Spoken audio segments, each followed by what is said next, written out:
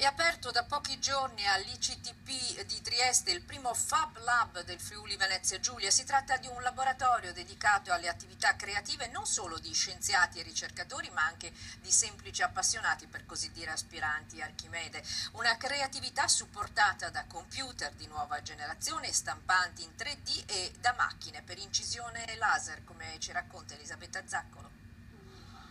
Non è una vera e propria innovazione, esiste da una decina d'anni e viene utilizzata dalle grandi industrie per prototipi. La novità è che adesso questa tecnologia è alla portata di tutti. Stiamo parlando della stampa 3D che permette di realizzare oggetti fisici a partire da progetti digitali con un dispositivo che sembra arrivare da un film di fantascienza. In realtà il concetto di fondo è piuttosto semplice. La stampante produce uno strato alla volta fino ad arrivare al prodotto completo sulla base di uno schema tecnico.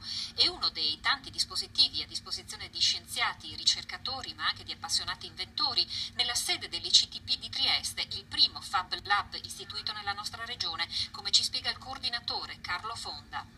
Noi abbiamo questa speranza nel cuore, quest'idea che l'interazione fra la comunità dei maker, degli appassionati, dei creativi non scienziati, non professionisti e gli scienziati stessi porti a risultati molto importanti e soprattutto aiuti il progresso della scienza, dell'educazione in maniera non prevedibile. Quindi l'idea che nasce in una cantina, in un fine settimana da un appassionato potrebbe anche risolvere un importante problema scientifico, ad esempio.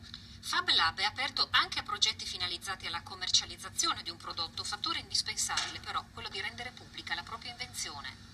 Due esempi di oggetti molto diversi tra loro prodotti da una stampante a 3D, una borsetta a mano e un rompicapo matematico. Questo è una borsetta, quindi un oggetto di moda se vogliamo, nel puro senso estetico della produzione di una forma un po' particolare, si chiama borsa d'armadillo, l'ha creato un designer inglese che l'ha reso disponibile gratuitamente su internet e al suo interno invece abbiamo un esempio di un puzzle matematico, di un rompicapo che serve un po' a insegnare alcune proprietà delle superfici geometriche.